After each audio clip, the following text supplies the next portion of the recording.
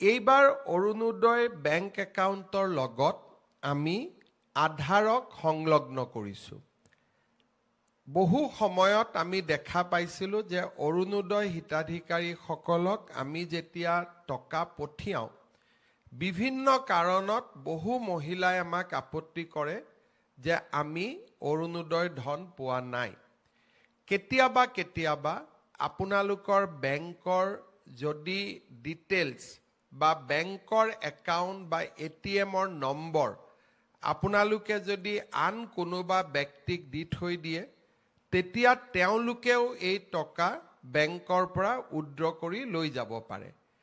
সেইকাৰণে এইবাৰ আমি আধাৰক বেংক একাউণ্টৰ লগত সংলগ্ন কৰিছোঁ, যাতে একাউণ্ট হোল্ডাৰ আৰু অৰুণোদয় মাতৃগৰাকী নিশ্চিতভাৱে একেগৰাকীয়ে ব্যক্তি হ'ব পাৰে। কেতিয়াবা নাম বেলেগ হয়, একাউণ্ট বেলেগ হয়। আমি যেতিয়া ফোন কৰি সোধোঁ যে বাইদেউ আপুনি অৰুণোদয় পাই আছেনে, মহিলাগৰাকীয়ে কয় আমি অৰুণোদয় পোৱা নাই, কিন্তু মহিলাগৰাকীৰ নাম অৰুণোদয়ত গৈ আছে। তেতিয়া আমি গম পাওঁ যে যেতিয়া আমি প্ৰথম অৰুণোদয় ফৰ্ম ফিল আপ কৰিছিলোঁ, নামটো আমাৰ থাকিলে বেংক একাউণ্টটো ফিল আপ কৰা মানুহজনে হয়তো নিজৰ বেংক একাউণ্টটো দি দিলে। তেতিয়া আমি মাহত টকা দি আছোঁ, কিন্তু ক'ৰ তাত পাই আছে যে যিটো একাউণ্টৰ নম্বৰ দিছিলে তাত পাই আছে। লাহে লাহে আমি বেংক আৰু একাউণ্টৰ নাম আৰু মহিলাগৰাকীৰ নাম একে আছেনে নাই তাক পৰীক্ষা কৰা আৰম্ভ কৰিলোঁ। বহুবিলাক আমাৰ খেলি মেলি দূৰ হ'ল। এইবাৰ আমি আধাৰৰ লগত ইয়াক যেতিয়া সংলগ্ন কৰিলোঁ, ভৱিষ্যতে আমাৰ বেংক একাউণ্টটো হ'ল, নামো বানাক্ৰান্ত পৰিয়ালসমূহক আমি 10 আগষ্ট তাৰিখে অতিৰিক্ত আৰু 10,000 টকা আগবঢ়াম। অৰ্থাৎ মহিলা উদ্যমিতা অভিযান আত্মসহায়ক গোট লাখপতি বাইদেউ মোৰ হৃদয়ৰ অতিকে ওচৰত। বাইদেউসকলৰ বাবেও আমি মহিলা উদ্যমিতা অভিযানৰ বাইদেউসকলৰ বাবেও আৰু আপোনালোকৰ যি চিন্তা 10,000 টকাৰ সম্পত্তি যি আপোনালোকে কৰিছিলে নষ্ট হৈ গ'ল, কেনেকৈ আৰু ভৱিষ্যতে 25,000 পাব, যিটো আপোনালোকৰ চিন্তা আছে তাকো মই সোনকালে দূৰ কৰিম।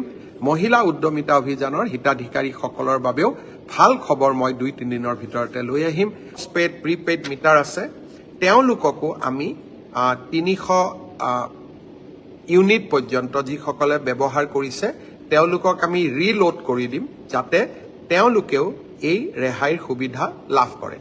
থোৰতে জুলাই মাহৰ বিদ্যুতৰ মাচুল আমাৰ শিৱসাগৰ আৰু চৰাইদেউ জিলাৰ ৰাইজে দিয়াৰ প্ৰয়োজন নহ'ব। সমগ্ৰ বিলসমূহ আমি মুখ্যমন্ত্ৰীৰ সাহায্য পুঁজিৰ পৰা পে'মেণ্ট কৰিম। অৱশ্যে 300 ইউনিটতকৈ যিসকলে বেছিকৈ এই ইলেক্ট্ৰিচিটি কনজিউম কৰে তেওঁলোকে নিৰ্ধাৰিত নিয়মতে ইলেক্ট্ৰিচিটি বিল দিব লাগিব। দ্বিতীয়তে, আজি আমি ৰাজ্য চৰকাৰে আৰু এটা সিদ্ধান্ত গ্ৰহণ কৰিছোঁ যে চৰাইদেউ আৰু শিৱসাগৰ জিলাৰ ৰাইজক আমি এই সমগ্ৰ জৰিয়তে যিসকল গ্ৰেজুৱেশ্যন পায় কিন্তু পষ্ট গ্ৰেজুৱেশ্যনৰ নামভৰ্তি কৰা নাই আৰু তেওঁলোকে মুখ্যমন্ত্ৰীৰ নিযুত মইনা বা নিযুত বাবু আঁচনিৰ হিতাধিকাৰী নহয়, তেওঁলোকক আমি মাহত 2,500 টকাকৈ এবছৰৰ বাবে দিয়াৰ আমি সিদ্ধান্ত লৈছিলোঁ। ফেব্ৰুৱাৰী মাৰ্চ মাহত তেওঁলোকক আমি এই পুঁজি আগবঢ়াইছিলোঁ।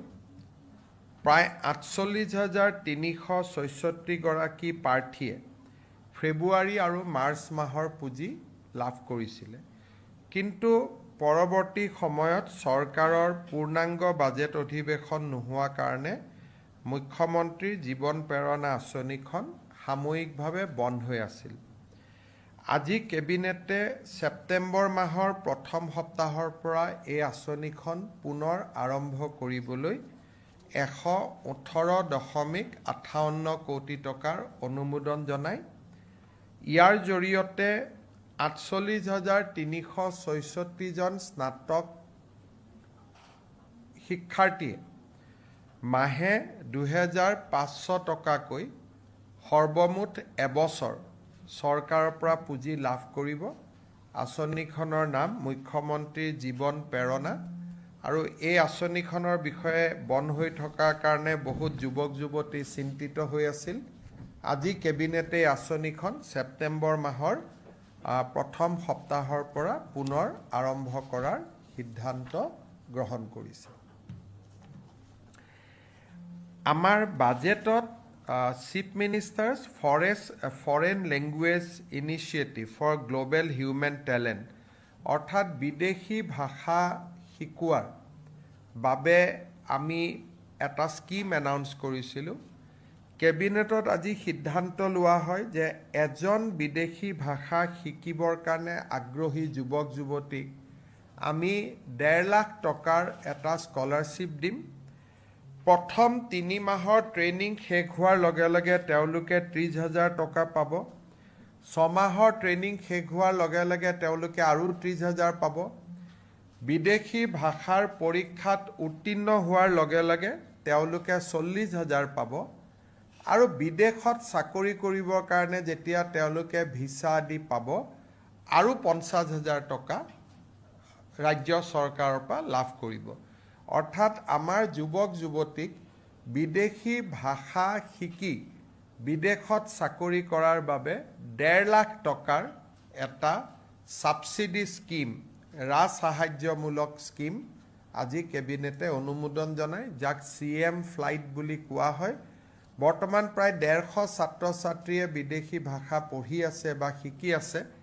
ছেপ্টেম্বৰৰ পৰা এই আঁচনিখন আমি লঞ্চ কৰিম আৰু আমাৰ টাৰ্গেট হ'ব যে এই বছৰ আমি যিমান পাৰোঁ আৰু বেছি যুৱক যুৱতীক বিদেশী ভাষা শিকাৰ কাৰণে আগ্ৰহী কৰি তোলাৰ বাবে আমি আৰু বেছি চেষ্টা কৰিম। আৰু যিহেতু এতিয়া চৰকাৰে 1.5 লাখ টকাকৈ দিব, গতিকে দেউতাক মাকৰো বোজা বহুত কমিব আৰু মই ভাবোঁ আমাৰ বহুত ছাত্ৰ ছাত্ৰী বিদেশী ভাষা শিকাৰ বাবে আগ্ৰহী হ'ব। আজি আমাৰ বড়োলেণ্ড টেৰিটৰিয়েল কাউন্সিললৈকে তেওঁলোকক এইবাৰ আমি বাজেটত 900 কোটি টকা দিয়াৰ প্ৰস্তাৱ ৰাখিছিলোঁ। তাৰে প্ৰথম ইনষ্টলমেণ্ট হিচাপে BTC-লৈ আজি 450 কোটি টকা মুকলি কৰি দিয়াৰ কেবিনেটে সিদ্ধান্ত গ্ৰহণ কৰে। আমি এইবাৰ বাজেটত কৈছিলোঁ যে আমি ৰাজ্যৰ চাহ খেতিয়কসকল বা টি কোম্পানীৰ কাৰণে এগ্ৰিকালচাৰ ইনকাম টেক্স যিটো 6 বছৰ আমি এক্সেম কৰি থৈছিলোঁ তাক আমি লোৱা আৰম্ভ কৰিম আৰু ইয়াৰ পৰা সংগৃহীত পুঁজি আমি চাহ শ্ৰমিকৰ কল্যাণৰ বাবে ব্যৱহাৰ কৰিম। কিন্তু কেবিনেটে আজি ক্ষুদ্ৰ চাহ খেতিয়কসকলে যাতে কোনো কৃষি আয়কৰ দিব নালাগে তাৰ বাবে 10 লাখ টকা পৰ্যন্ত উপাৰ্জনত শূন্য কৃষিকৰ অৰ্থাৎ 10 লাখ টকা যাৰ বছৰি উপাৰ্জন হ'ব আফটাৰ এক্সপেণ্ডিচাৰ, এইটো নেট ইনকাম বুলি কয়।